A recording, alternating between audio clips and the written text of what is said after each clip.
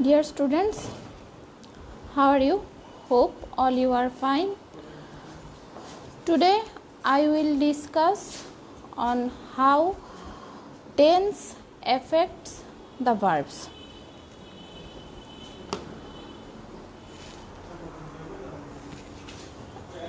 প্রথমেই আমি তোমাদেরকে যে রুলটি দেখাবো সেই রুলটি আমি বোর্ডে লিখে নিয়েছি। এখানে লেখা আছে যে ইয়েস্টারডে পাস্ট, তারপর যদি কোনো সময়ের উল্লেখ থাকে অথবা লাস্ট দিয়ে কোনো সময়ের উল্লেখ থাকে, যেমন লাস্ট নাইট, লাস্ট উইক, এমন ago, long since, before, back, in the past, in those days ইত্যাদি। এরকম অতীত নির্দেশক কোনো শব্দ বা অতীতকালের কোনো সালের যদি উল্লেখ থাকে তখন আমাদেরকে সবসময় পাস্ট ইনডিফিনিট টেন্সে একটা সেন্টেন্স লিখতে হবে। যেমন এখানে এক্সাম্পলগুলো একটু খেয়াল করো তোমরা, যে he left the room 10 minutes ago। 10 minutes ago মানে 10 মিনিট আগে, সেজন্য আমাদেরকে এখানে ভার্বটি দিতে হয়েছে পাস্ট ইনডিফিনিটে এই লেফট।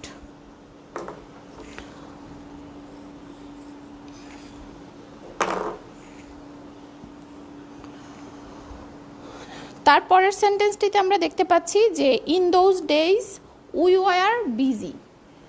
অতীতকালের কিছু দিনের কথা বলা হচ্ছে যে সময়ে আমরা ব্যস্ত ছিলাম। তো অতীতকালের দিন হওয়াতে সেখানে আমাদের ওয়ার ব্যবহৃত হয়েছে, এটা দিয়ে পাস্ট ইনডিফিনিট টেন্স বোঝানো হচ্ছে।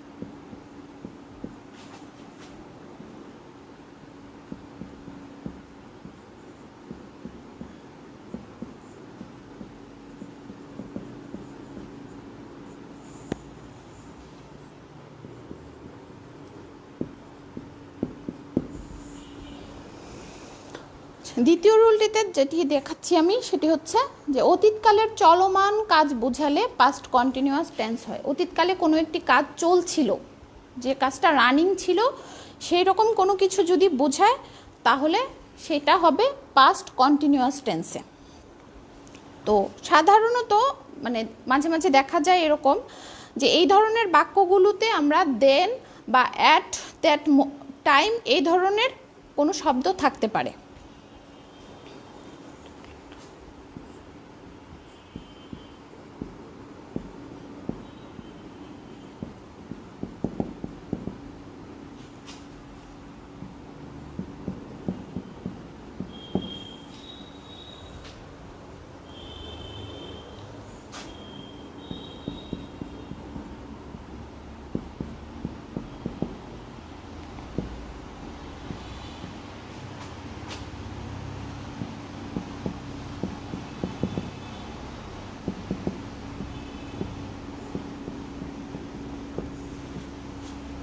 এক্সাম্পলগুলো দেখো তোমরা। Then I was writing a letter, তখন আমি একটি চিঠি লিখছিলাম। সেটা অতীতকালের একটি কাজ যেটি চলমান ছিল।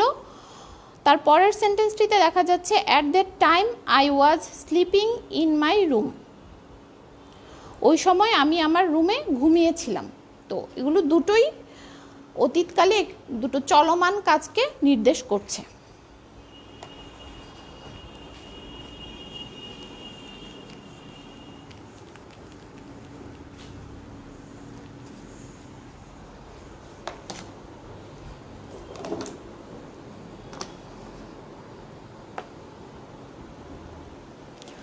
এখন আমি তোমাদেরকে যে রুলটি দেখাবো সেটি হচ্ছে হোয়াইল দিয়ে।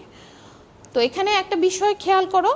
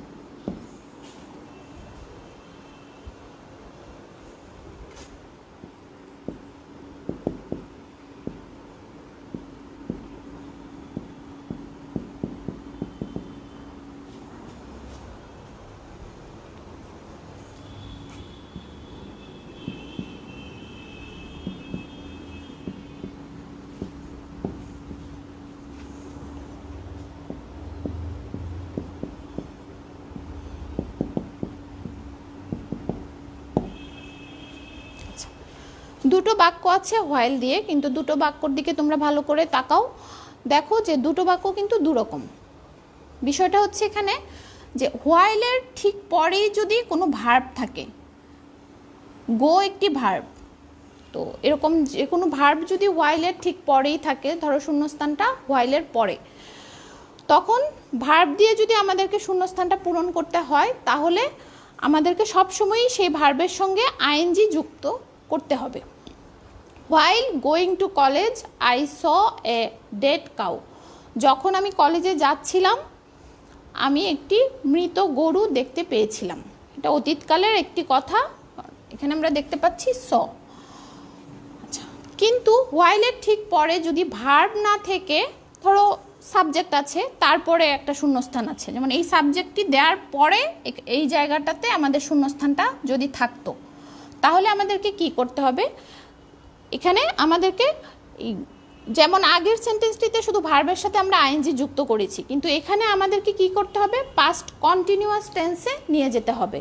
তো পাস্ট কন্টিনিউয়াস টেন্সের রুল অনুযায়ী আমরা জানি যে ওয়াজ ওয়ার কিছু একটা বসবে, তারপর ভার্বের সাথে আইএনজি বসবে। তো এখানে কিন্তু এরকম কোনো অক্সিলারি ভার্ব ছিল না, কিন্তু এখানে এই যে ওয়াজ অক্সিলারি ভার্বটা আছে, কারণ এটা হচ্ছে পাস্ট কন্টিনিউয়াস টেন্স। তার মানে এখানে যেহেতু সাবজেক্ট নেই, সেজন্য শুধু ভার্বের সাথে আইএনজি, আর এখানে সাবজেক্টটি মাঝখানে আছে বলে সেটা পাস্ট কন্টিনিউয়াস টেন্সে হয়ে গিয়েছে। তো while he was walking along the road a snake bit him. তো বিট দিয়েই আমরা বুঝতে পারছি এটাও যেমন পাস্ট কন্টিনিউয়াস, তার মানে এই অংশটাও আমাকে পাস্টেই রাখতে হবে। তো বাইটের পাস্ট ফর্ম হচ্ছে বিট। তো যখন সে রাস্তা দিয়ে হাঁটছিল একটি সাপ তাকে কামড় দিয়েছিল, এরকম অর্থ দাঁড়াচ্ছে।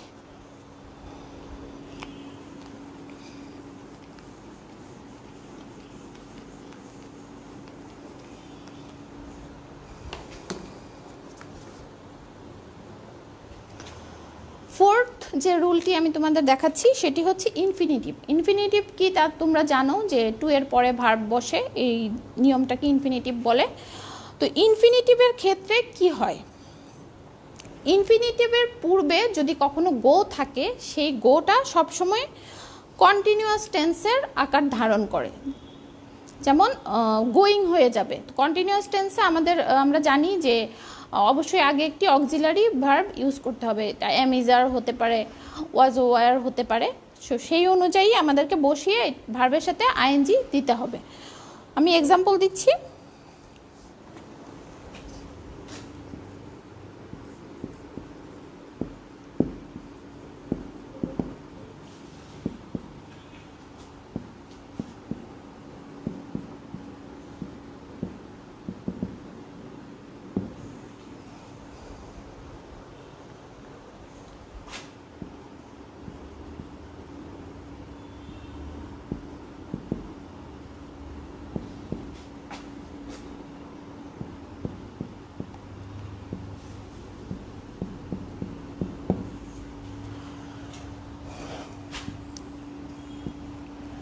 টু স্টার্ট, টু রিড, এগুলো হচ্ছে ইনফিনিটিভ।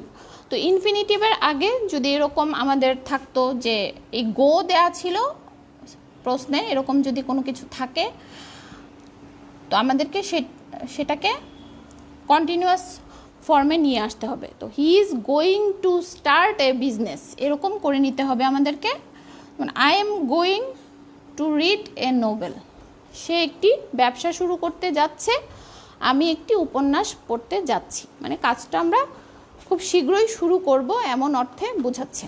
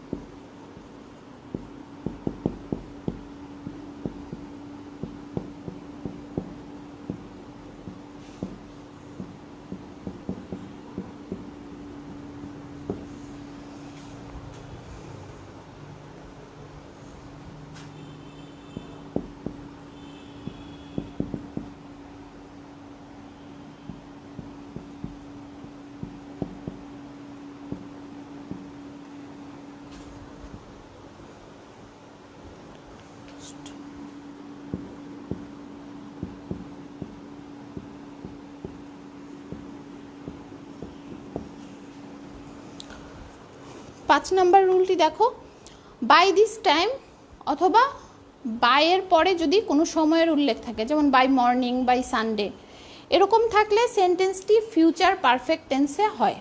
ফিউচার পারফেক্ট টেন্সের দুটো উদাহরণ আমি তোমাদেরকে লিখে দিয়েছি। They will have reached by afternoon, he will have returned by Monday next. তো এগুলো হচ্ছে ভবিষ্যৎকালের কথা বোঝাচ্ছে, যেমন ভবিষ্যৎকালের কি ফিউচার পারফেক্ট টেন্স, সেখানে এই কাজটি করা হয়ে থাকবে এই সময়ের মধ্যে, এরকম একটি অর্থ প্রকাশ করে। They will have reached by afternoon, এটার মানে হচ্ছে যে তারা বিকেলের মধ্যেই পৌঁছে থাকবে ভবিষ্যৎকালে। He will have returned by next by Monday next, তো এখানে বোঝাচ্ছে যে সে আগামী সোমবারের মধ্যে ফিরে আসবে। তো আমাদের খেয়াল রাখতে হবে যে বাই দিস টাইম বা বাইয়ের পরে যদি কোনো সময়ের উল্লেখ থাকে তাহলে সেই সেন্টেন্সটিকে ফিউচার পারফেক্ট টেন্সে লিখতে হবে আমাদের।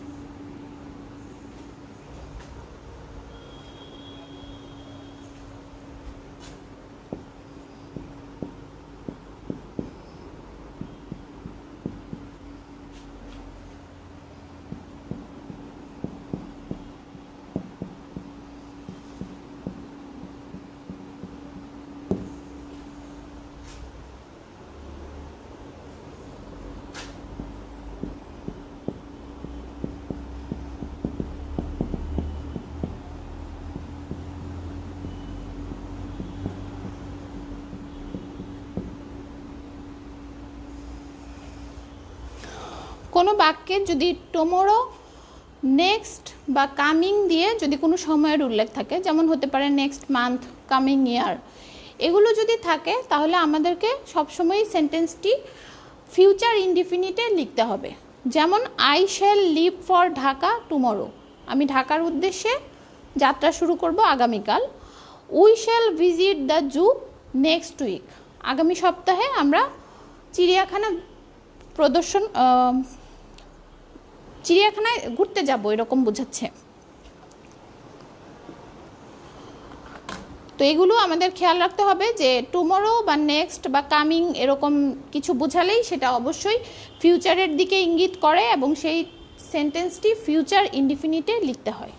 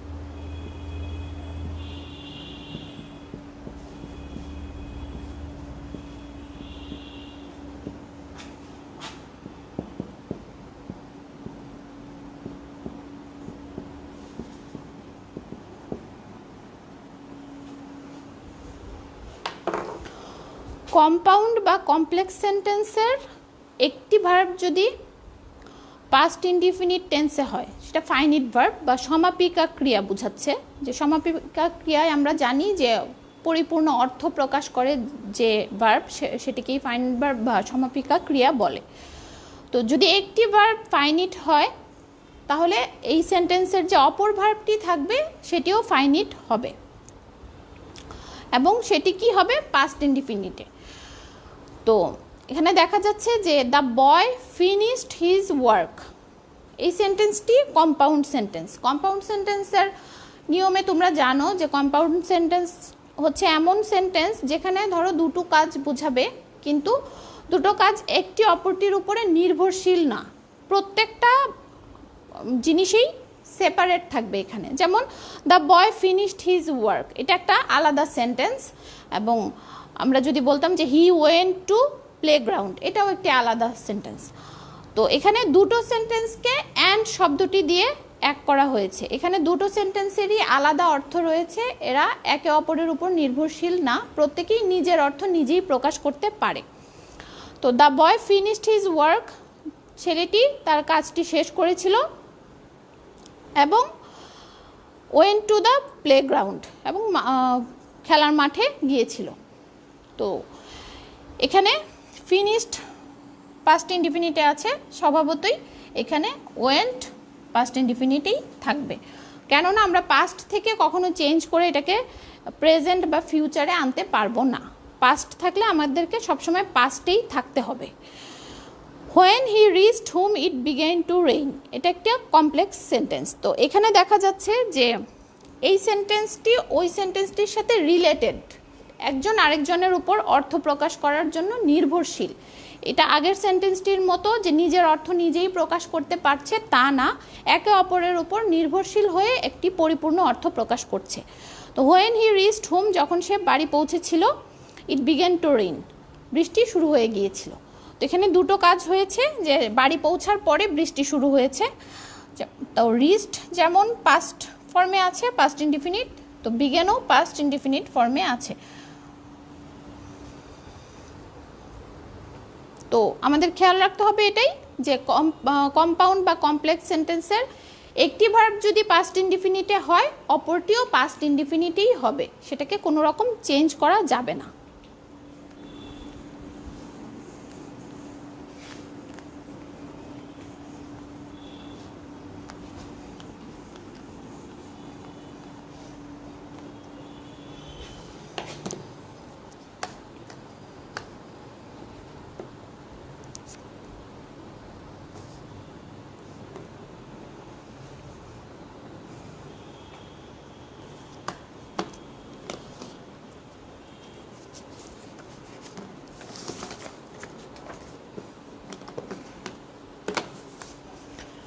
এখন আমি তোমাদেরকে যে রুলটি দেখাবো সেটি একটু বড়। তো এখানে আমি বেশ কয়েকটি সেন্টেন্স দিয়ে তোমাদের এই জিনিসটাকে ক্লিয়ার করে দেওয়ার চেষ্টা করছি।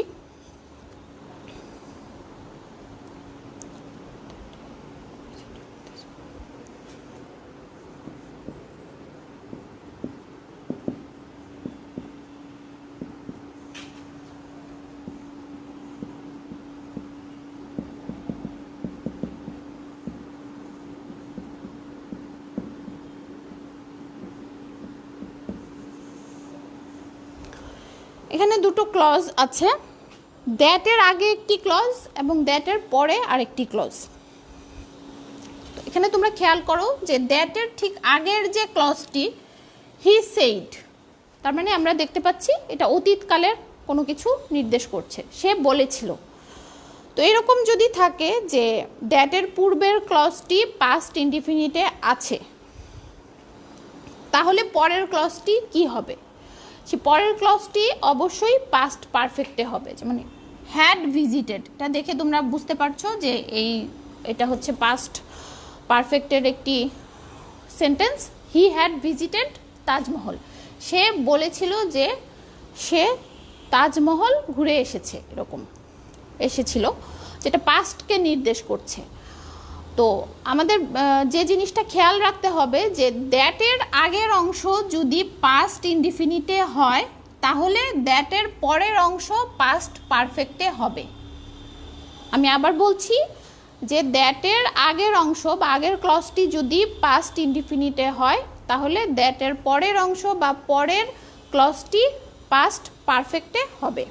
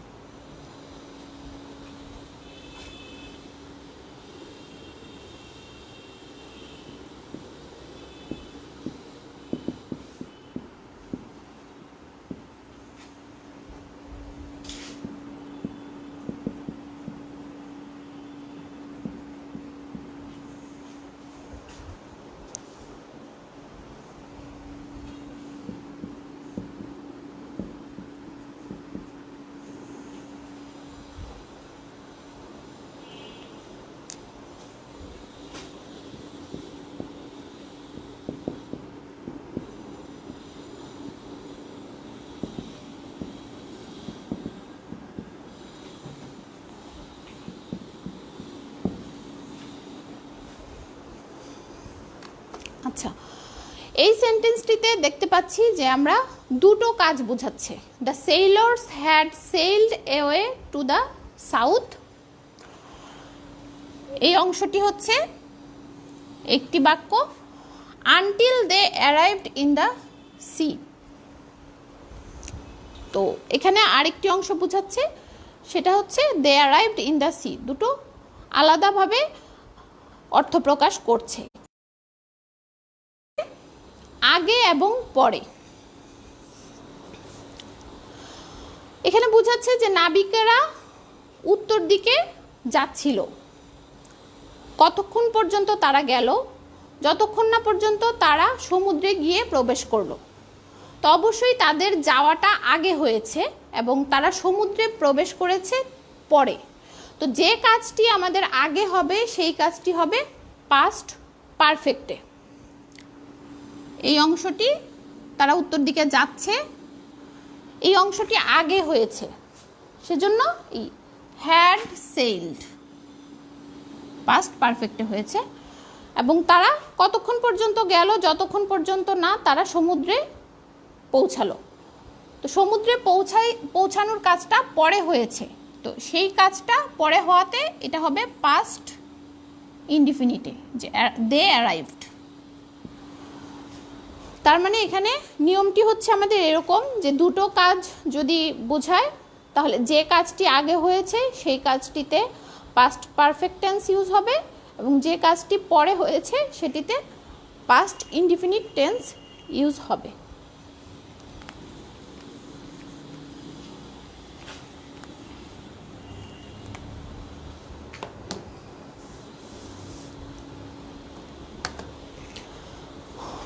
এখন দ্যাট ক্লজেরই আমি আরেকটি নিয়ম দেখাচ্ছি তোমাদের, যেটি আমি প্রথমটিতে কি বলেছিলাম যে দ্যাটের আগের অংশ যদি পাস্ট ইনডিফিনিটে হয় তাহলে দ্যাটের পরের অংশ পাস্ট পারফেক্টে হবে, কিন্তু এখানে একটু ব্যতিক্রম নিয়মও আছে, যেটা হচ্ছে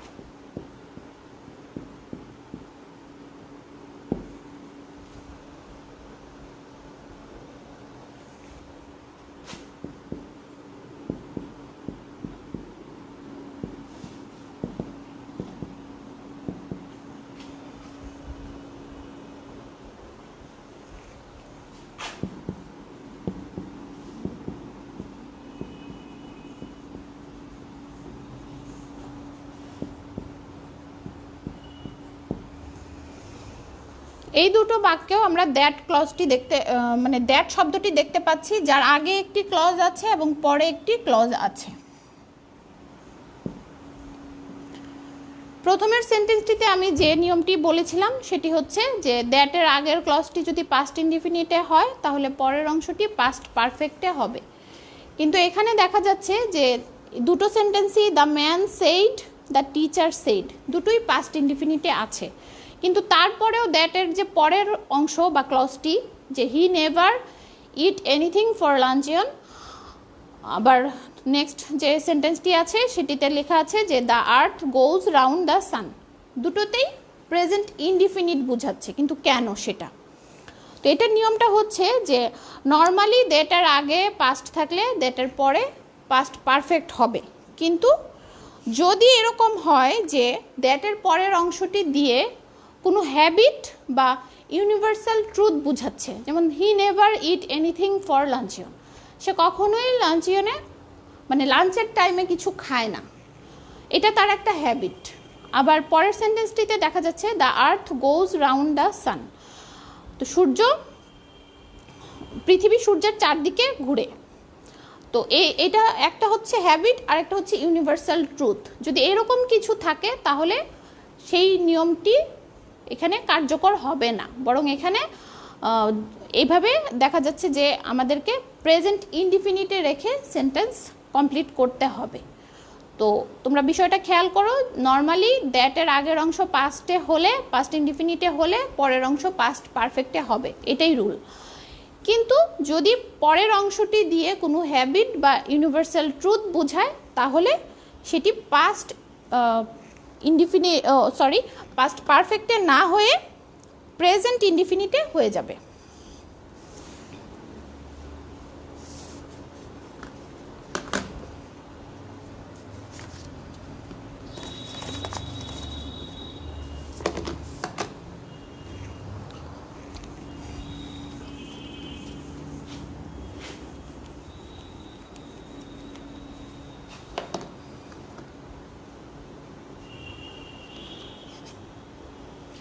বিফোর আফটারের নিয়ম কম বেশি আমরা সবাই জানি। তো এখানে আমি বিফোর আফটারের নিয়ম দেখাচ্ছি তোমাদেরকে।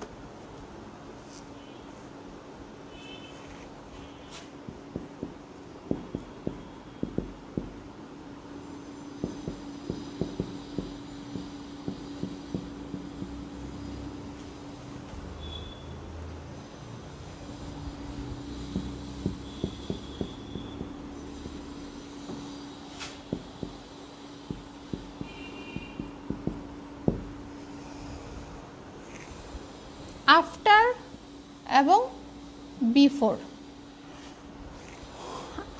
এখানে তোমরা খেয়াল করো যে একটি সেন্টেন্স পাস্ট ইনডিফিনিটে আছে এবং একটি সেন্টেন্স আছে পাস্ট পারফেক্টে। আফটারের আগের অংশ এখানে আছে পাস্ট ইনডিফিনিটে এবং পরের অংশ পাস্ট পারফেক্টে। আবার পরের সেন্টেন্সটিতে দেখা যাচ্ছে যে একটি বিফোরের আগের অংশটি আছে পাস্ট পারফেক্টে কিন্তু পরের অংশটি আছে পাস্ট ইনডিফিনিটে। তো এখানে একটি সহজ বিষয় হচ্ছে মনে রাখার, এখানেও দুটো কাজ বোঝাচ্ছে, একটি কাজ আগে এবং পরে, কিন্তু এখানে সহজ একটি বিষয় আছে যে আফটার মানে হচ্ছে আমরা জানি পরে, তার মানে আমাদের পরের শব্দটি যদি থাকে তাহলে ঠিক পরের যে সেন্টেন্সটি থাকবে সেই সেন্টেন্সটি পাস্ট পারফেক্টে হবে। তার মানে যদি পাস্ট পারফেক্টে পরের সেন্টেন্সটি হয় তো স্বাভাবিকভাবেই যে আগের সেন্টেন্সটি পাস্ট ইনডিফিনিটে হবে। আবার বিফোর মানে হচ্ছে আগে, তো আগে বোঝালে তার মানে আগের সেন্টেন্সটি পাস্ট পারফেক্টে হবে এবং পরের সেন্টেন্সটি পাস্ট ইনডিফিনিটে হবে। এটা মনে রাখার একটা সহজ উপায়। I went to bed after I had finished the work, আমি বিছানায় গিয়েছিলাম আমি আমার কাজ শেষ করার পরে, তার মানে আগে আমি আমার কাজ শেষ করেছি, তারপর আমি বিছানায় ঘুমাতে গিয়েছি। তো যে কাজটি আগে হবে সেই কাজটিই হবে পাস্ট পারফেক্টে। সেজন্য I had finished the work, এই কাজটা আগে করেছি আমি, সেজন্য এটা পাস্ট পারফেক্টে। আবার কাজটা শেষ করার পর আমি বিছানায় গিয়েছি, তার মানে এটা পরের কাজ, সেজন্য সেটা পাস্ট ইনডিফিনিটে আই ওয়েন্ট টু বেড। আবার পরের সেন্টেন্সটিতে দেখা যাচ্ছে the train had left before we reached the station. ট্রেনটি আগে চলে গিয়েছে আর আমরা স্টেশনে যেয়ে পৌঁছেছি পরে, মানে ট্রেন চলে যাওয়ার পরে পৌঁছেছি, তার মানে আগের কাজটি হবে পাস্ট পারফেক্টে। তো আগে কোন কাজটি হয়েছে? ট্রেনটি চলে গিয়েছে, দ্য ট্রেন হ্যাড লেফট।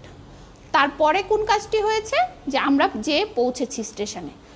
তো আগের কাজ হিসাবে যে দ্য ট্রেন হ্যাড লেফট, এটা পাস্ট পারফেক্ট, এবং পরের কাজ হিসেবে যেটাই আমরা পৌঁছেছি সেটা আমাদের পরের কাজ, ট্রেন চলে যাওয়ার পরে। তো উই রিচড দ্য স্টেশন, তো এটা হবে পাস্ট ইনডিফিনিটে।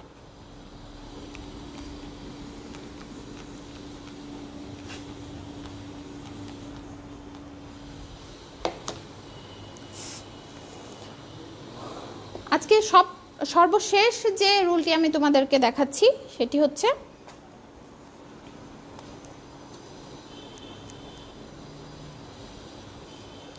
হোয়েন বা আফটারের একটা নিয়ম। হোয়েন বা আফটারের পূর্বের যে ক্লজটি সেটি যদি প্রেজেন্ট বা ফিউচার ইনডিফিনিট টেন্সে থাকে তাহলে পরের ক্লজটি সাধারণত প্রেজেন্ট পারফেক্ট টেন্সে হয়। আমি এক্সাম্পল দিচ্ছি।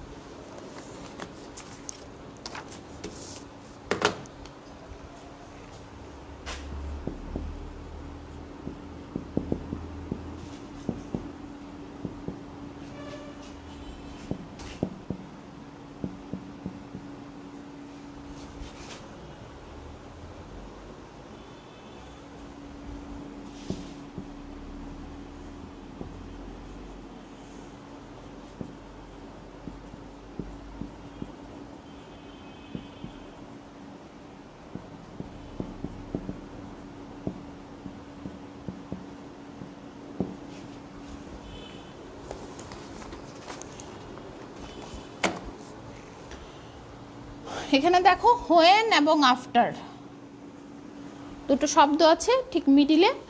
তো এর আগে একটি ক্লজ আছে, পরে একটি ক্লজ আছে। তো এখানে দেখা যাচ্ছে যে আফটার বা হোয়েন যদি থাকে তার আগের ক্লজটি যদি প্রেজেন্ট বা ফিউচার ইনডিফিনিটে হয়। রিটার্ন মি দ্য বুক, এটা প্রেজেন্ট ইনডিফিনিটের একটি sentence. They will enter the classroom, এটা ফিউচার ইনডিফিনিটের একটি সেন্টেন্স। তো আফটার বা হোয়েনের আগের অংশটি যদি প্রেজেন্ট ইনডিফিনিট বা ফিউচার ইনডিফিনিটে হয় তাহলে এদের পরের যে অংশটি মানে আফটার এবং হোয়েনের পরের যে অংশটি সেই অংশটি প্রেজেন্ট পারফেক্টে হবে। মানে you have finished reading it, এটা ইউ হ্যাভ ফিনিশড তার মানে প্রেজেন্ট পারফেক্টের একটি বাক্য। আবার they have sung the national anthem, they have sung এটাতেও প্রেজেন্ট পারফেক্টের একটি বাক্যকে ইঙ্গিত করছে। তো এখানে কি যে বইটি পড়ার পর তুমি আমাকে বইটি ফেরত দিও।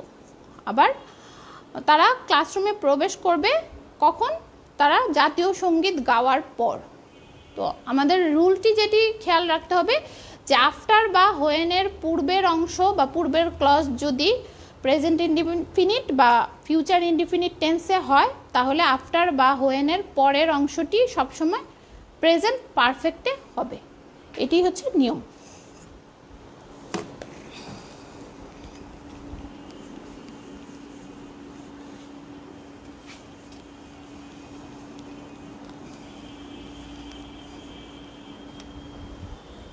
তো আজকের মতো আমি ক্লাস এখানেই শেষ করছি। ক্লাস তোমাদের কেমন লাগছে জানিও, এবং তোমাদের যদি কোনো বিশেষ কিছু জানার থাকে বা কোনো একটা টপিক নিয়ে যদি কোনো সমস্যা থাকে যে টপিকের উপর তোমরা ক্লাস করতে চাচ্ছ সেই টপিকটিও আমাদেরকে জানিও। এবং সবাই ভালো থেকো, সুস্থ থেকো। আল্লাহ হাফেজ।